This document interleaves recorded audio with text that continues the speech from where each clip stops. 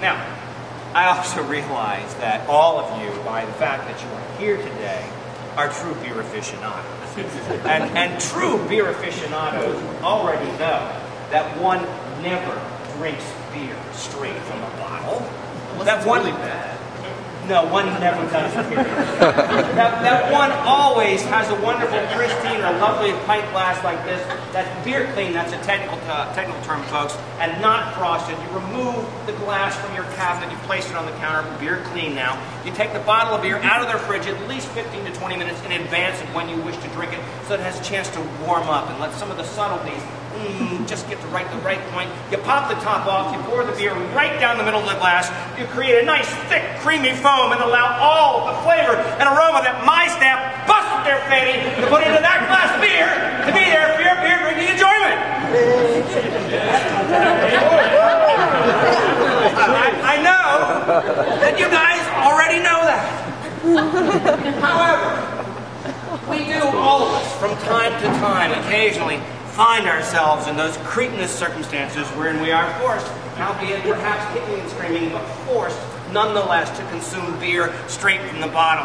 Office parties, family picnics, etc.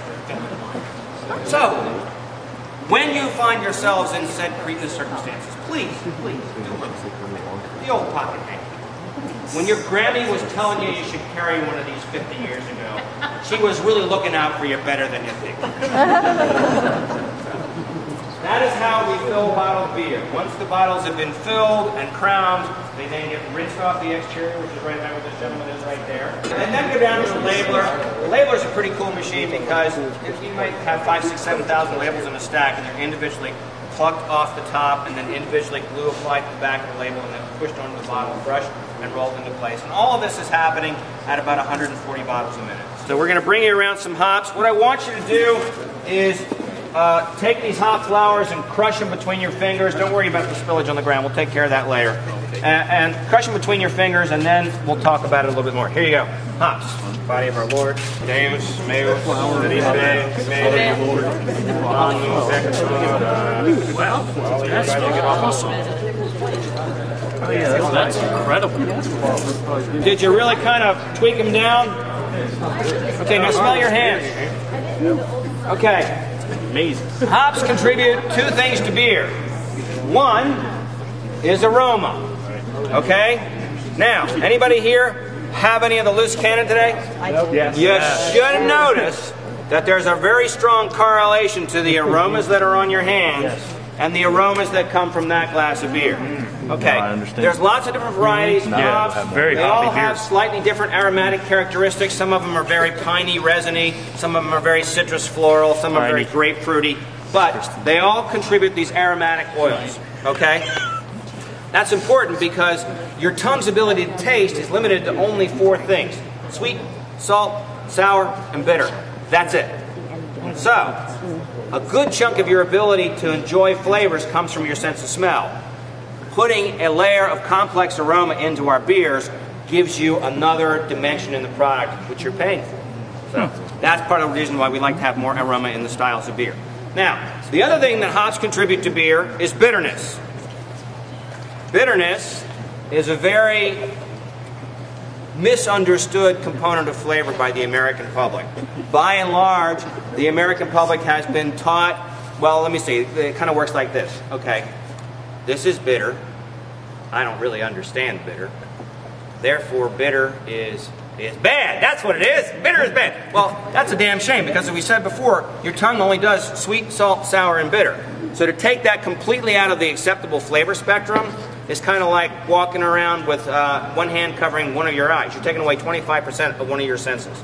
Okay. The other thing to keep in mind is that when we make beer, in addition to trying to add aromatic characteristics, we are going to make beer with malt. Malt has a natural sweetness. At the very least, what we are trying to do when we make our beer here is add enough bitterness to balance the sweetness of the malt, giving the liquid more than one dimension. Again, when you are spending the kind of money that you're spending for my beer or a lot of the other craft brewers, the quality brewers in this country, you're paying for complexity. If I don't give you that complexity, I'm ripping you off. We're going to make damn sure you get that complexity. Now, some styles of beer we keep on the mild side. We're just sort of trying to get that balance. Some styles of beer we want tremendous amounts of bitterness. And bitterness is again, one of these flavor components that from a structural standpoint, becomes more and more important as you put things into food contexts. We've begun to understand in this country pretty well the synergies that work in wonderful sort of wine and food matches, and now I'm trying to get people to start figuring out the beer and food matches. Anybody here a fan of white wine? Red wines? Red wine. Yeah. Well, one of the characteristics of good white and red wines that you're looking for is a high level of acidity. And in red wines, you also want a certain level of tannins. Now, why are those important? Well, they're structural components. So we understand that if you match the appropriate food to the appropriate wine, you taste the food, the flavors of the food coat your palate, you taste the wine, the acidity and or the tannins in the wine cut through the flavors on your palate, refresh your palate, and then allow you to bounce back and forth between the two, and it improves your appreciation of both. All right? Think of bitterness in beer the way you would think of acidity and or tannins in wine. Okay? If all you're having is a couple of chilies with some friends on a Friday afternoon happy hour, pick your pub, and there's no food involved, a nice mild beer like, McHenry, Clipper City Gold spring to mind. A nice mild beer works really well. However, if you start to get into foods, especially richer foods or spicier foods, moving to a beer with a little more testicular fortitude will generally be very beneficial. So, for example, in this area we happen to be very fond of steamed crabs. Wonderful, fresh, steamed crabs. The crab meat is slightly sweet, slightly nutty, very delicate, subtle flavor. And we take this wonderful, subtle flavor and we pour red pepper all over the top of it and then serve it to you at 90 bucks a dozen or up for the big hummers with pitchers of light beer. Now, I got nothing against light beer. Everybody should have something to wash their car with. However, if all you have is light beer with steamed crabs 1/3 of the way through crab number 1, you will not taste anything but pepper. So I pose to you, even if you're not a fan of more bitter beers, you don't think, if you put it in its right context, and you go to a good Pilsner or a good Pale Ale, in our particular portfolio, the loose can is probably a little too aromatic for this particular match, but the regular Pale Ale works great.